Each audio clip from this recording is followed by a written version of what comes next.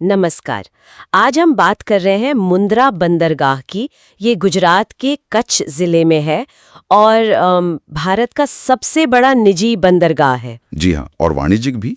इसे Adani ports and SEZ मतलब APSEZ चलाता है। बिल्कुल, ये सिर्फ साइज में ही बड़ा नहीं है बल्कि भारत के जो समुद्री व्यापार और लॉजिस्टिक्स है उनके लिए बहुत ही ज्यादा महत्वपूर्ण है। हाँ, इसकी अहमियत को कम नहीं आंका जा सकता।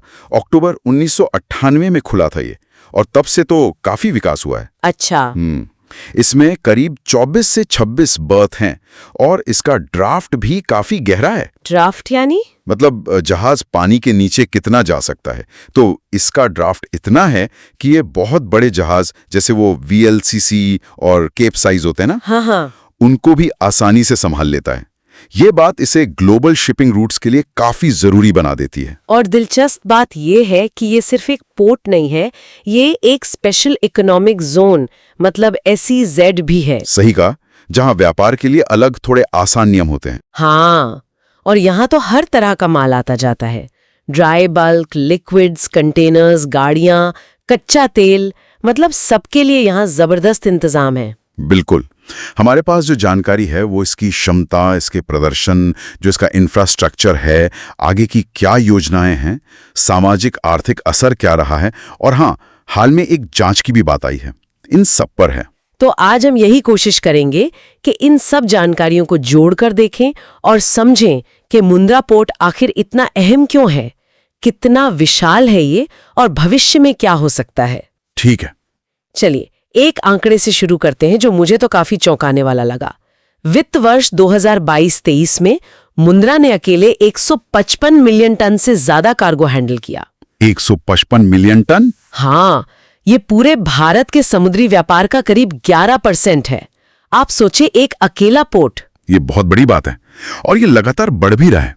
अभी मई 2024 में ही इन्होंने 17.6 मिलियन मीट्रिक टन का मासिक रिकॉर्ड बनाया। अच्छा। हाँ, ये दिखाता है कि पोर्ट कितनी तेजी से काम कर रहा है। और अगर कंटेनरों की बात करें तो भारत का लगभग 1/3 मतलब 33% कंटेनर ट्रैफिक। 1/3? जी, करीब 5.6 मिलियन TEUs, वो 20 फुट वाले कंटेनर होते हैं ना, वित्त वर्ष 23 में यहीं से गुजरे और नवंबर 2024 में लगभग 400 जहाज यहां आए गए। कमाल है। तो फिर सवाल उठता है कि ये इतना सफल क्यों है। जाहिर है इसका जो बुनियादी ढांचा है, इंफ्रास्ट्रक्चर, वो एक बड़ा कारण होगा। निश्चित रूप से।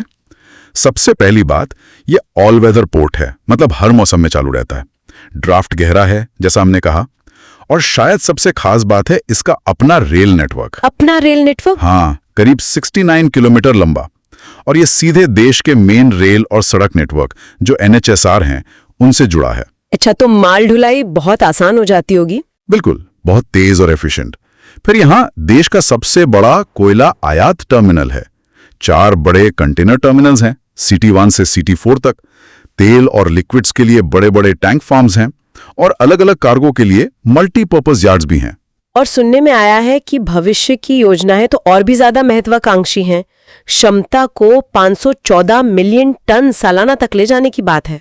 जी हाँ, इसके लिए करीब 45,000 करोड़ रुपए की योजना स्वीकृत है। अगर ये लक्ष्य पूरा हो गया तो ये दुनिया के टॉप पोर्ट्स में गिना जाने लगेगा। बाप रे। अभी जो मौजूदा कंटेनर टर्मिनल्स हैं उनको अपग्रेड करने से ही 1.2 मिलियन TEUs की क्षमता और बढ़ जाएगी। पर यह तो सिर्फ एक हिस्सा है। अडानी ग्रुप अगले 6 सालों में यहां कुल 4 लाख करोड़ रुपए का निवेश करने की योजना बना रहा है। 4 लाख करोड़? ये तो बहुत बड़ी रकम है। इसमें सिर्फ पोर्ट क्षमता ही बढ़ेगी या कुछ और भी है? नहीं, इसमें पोर्ट क्षमता बढ़ाने के अलावा बिजनेस को डाइवर्सिफाई करना मतलब और फैलाना भी शामिल है। जैसे कॉपर ओर के लिए टर्मिनल बनेगा, कॉपर स्मेल्टर लगेगा, पेट्रोकेमिकल पार्क बनेगा। अच्छा। ग्रीन हाइड्रोजन प्रोजेक्ट्स और रिन्यूएबल एनर्जी प्लांट्स भी लगेंगे। हाँ। मतलब कोशिश यह है कि सिर्फ एक पोर्ट नहीं बल्कि एक पूरा इंटीग्रेटेड लॉजिस्टिक्स और इंडस्ट्रियल हब बनाया जाए। जाहिर है इतने बड़े स्केल पर काम का असर वहां के समाज और पर्यावरण पर भी पड़ता होगा। इसके बारे में क्या जानकारी है? देखिए, आंकड़े तो ये बताते हैं कि पिछले 25 सालों में इस पोर्ट ने देश और राज्य के खजाने में 2.25 लाख करोड़ रुपए से ज्यादा का योगदान दिया है। अच्छा खासा योगदान है। हाँ, और रोजगार की बात करें तो करीब 7.5 करोड़ मानव दिनों मैंडेज के बराबर रोजगार पैदा हुआ है। पर्यावरण के लिहाज से भी कुछ पहले हुई हैं, जैसे मैंग्रोव के जंगल लगाना। हाँ, ये जरूरी है। करीब 1.75 करोड़ पेड़ लगाए जा चुके हैं और 2030 तक 40 लाख और लगाने का लक्ष्य है। और अडानी फाउंडेशन के जरिए आसपास के गांव में भी करीब 3.5 लाख लोगों तक मदद पहुंचाने का दावा किया जाता है। ठीक है, तो ये सब तो सकारात्मक पहलू हुए, लेकिन हाल में एक अंतर्राष्ट्रीय जांच की भी खबर आई थी, उसका क्या मामला है? हाँ, वो जून 2025 की रिपोर्ट्स थीं। उसमें कहा गया था कि अमेरिकी अभियोजक इस बात की जांच कर रहे हैं कि क्या मुंद्रा के रास्ते से कथित तौर पर ईरान से एलपीजी का आयात हुआ, जिससे अमेरिकी प्रतिबंधों का उल्लंघन हो सकता है। ओके। यहाँ यह साफ करना जरूरी है कि अडानी समूह ने इन आरोपों को नकारा है, उनका खंडन किया है। हम यहाँ सिर्फ जो जानकारी उपलब्ध है उसे जस का तस बिना किसी तरफदारी के बता रहे हैं। बिल्कुल, निष्पक्ष रिपोर्टिंग जरूरी है।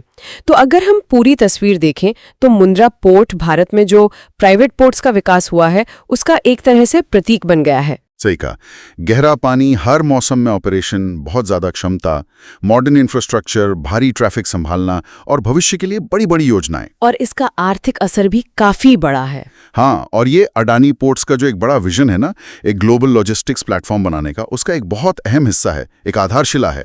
तो आखिर में एक सवाल मन में आता है जिसपे शायद हमारे श्रोताओं को सोचना चाहिए। एक तरफ तो ये विशाल विस्तार योजनाएं हैं जो इसे दुनिया के नक्शे पर और बड़ा बनाने का वादा करती हैं, और दूसरी तरफ अंतर्राष्ट्रीय व्यापार और नियमों की अपनी जटिलताएं हैं, जैसा कि हाल की जांच से थोड़ा संकेत मिलता है। तो इन दोनों के बीच संतुलन बनाते हुए मुंद्रा का भविष्य क्या आकार लेगा, ये देखना वाकई दिलचस्प होगा। बिल्कुल, इस पर नजर रखनी होगी।